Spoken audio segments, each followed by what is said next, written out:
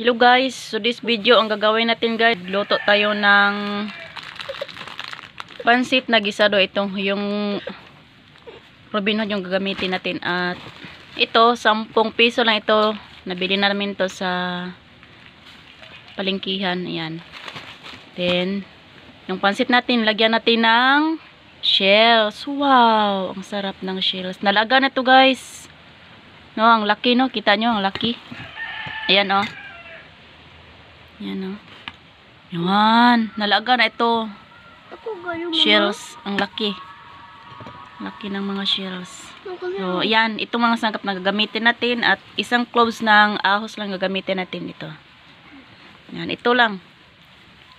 Ito lang ang mga sangkap na gagamitin ni Family Habeli Vlog.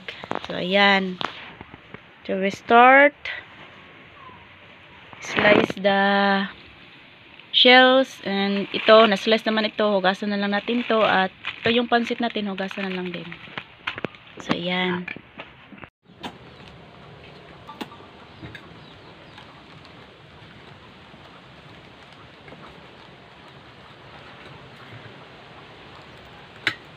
So ayan guys, we start slicing na guys.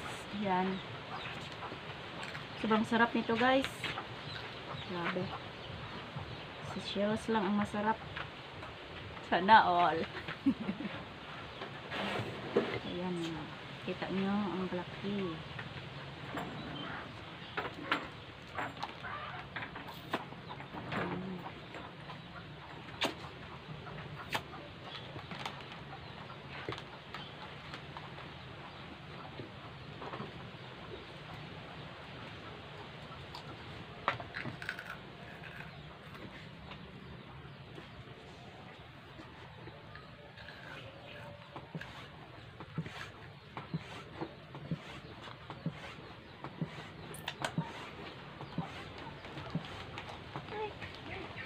Mama, where?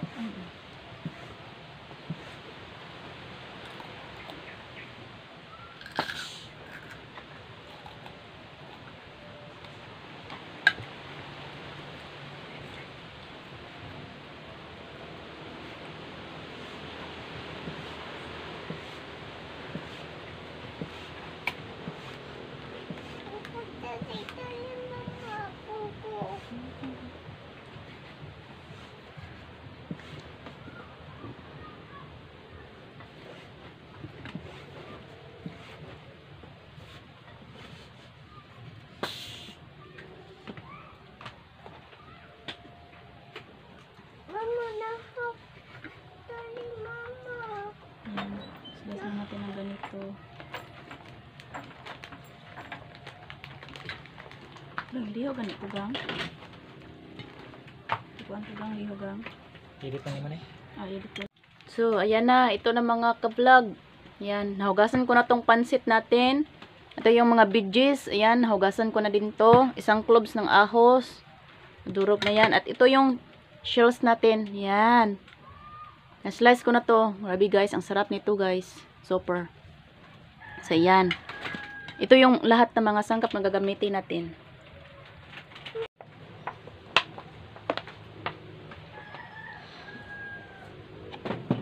So, ayan na guys. Ayan. Lagyan natin una ng mantika.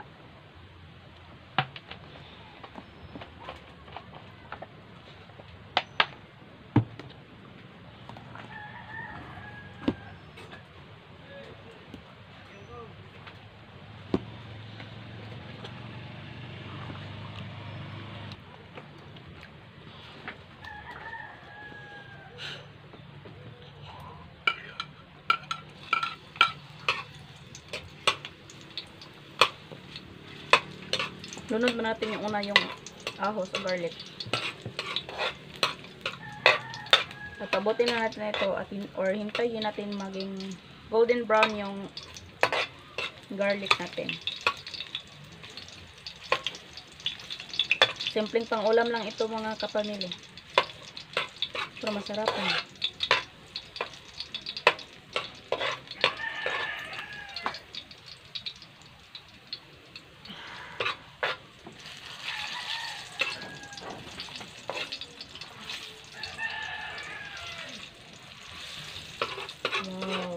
Grabe.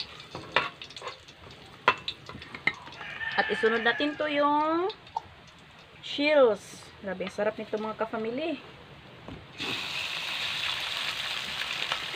Dandanan tayo sa paglagay.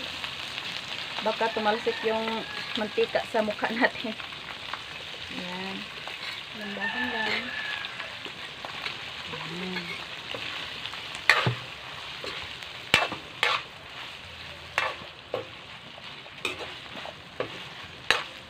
Pinalakasan ko lang konti yung yung apoy natin. Grabe, mga ka-family. Ang sarap nito sa shell. Sabi ng husband ko, adobo, gawin tong adobo. So, sabi ko sa kanya, may pansit naman. So, yan gawin natin. Gisadong pansit. At lagyan natin ng ganito. Grabe, ang sarap nito.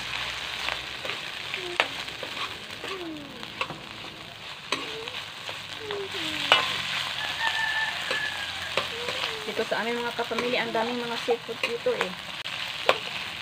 Pwede natin isunod ito. Madali naman ito maluto eh. At yung pansit natin, dali namang maluto. Ayan. Dito ako magluto. Ayan.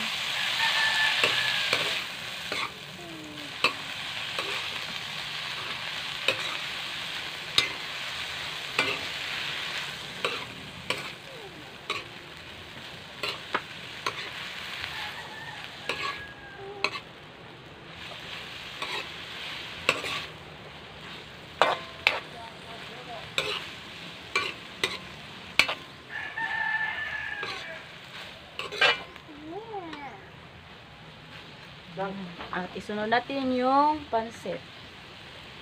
Ganyan, ganito lang magluto sa Pamilya Billy Vlog mga ka-family.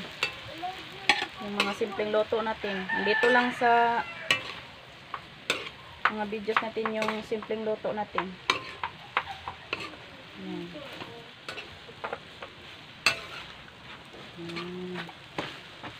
Sarap nito.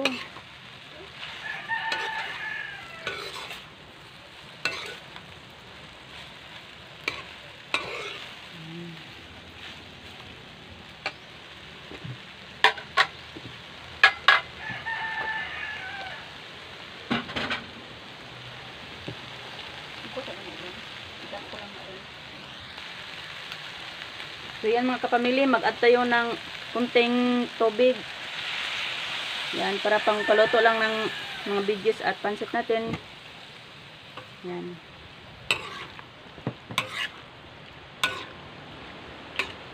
Grabe, ang sarap nito. Kung matikman nyo ng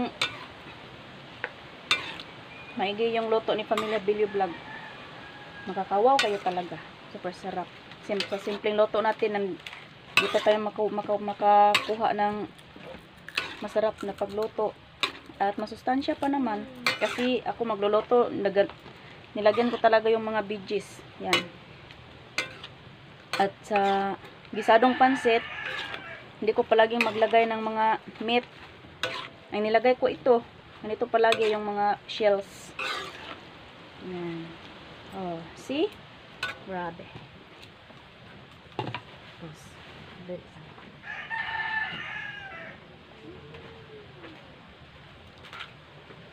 Ayan.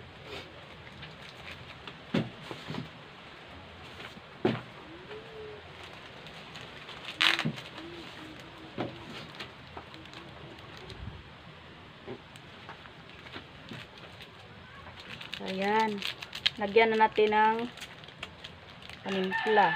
Ito ang gamit ko. Hindi ako nagamit ng bitsin. Kung walang bitsin, so, ayan. Gumamit tayo ng bitsin. Ito, magic. Sarap. Para ma-magic yung sarap sa niluto nating pansit gisado. Ayan.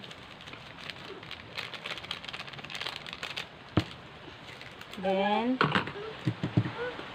andan lang, waiting.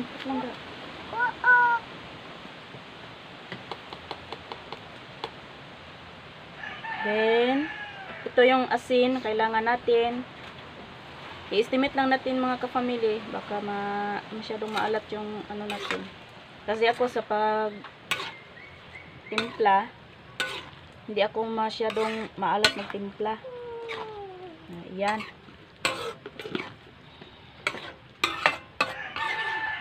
So, kailangan natin mag-add ng kunting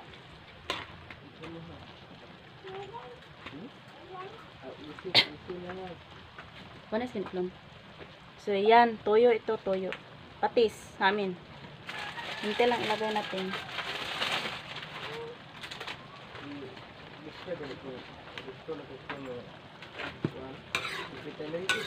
Mm.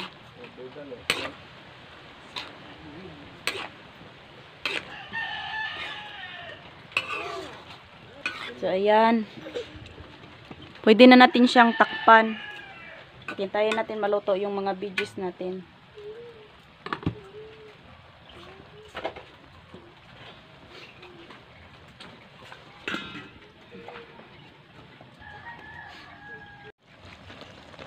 So, ayan mga ka-family. Ayan. Ayan, grabe ang sarap.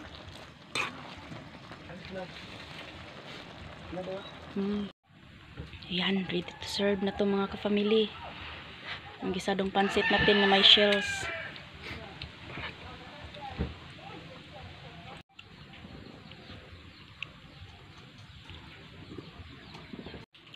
So, ito na mga ka-family. Ayan, luto na yung pansit gisado natin na may shells. So, ayan. Grabe mga ka-family, ang super sarap. Simple lang pero masarap. Ayan. Ang sarap nito mga ka-family.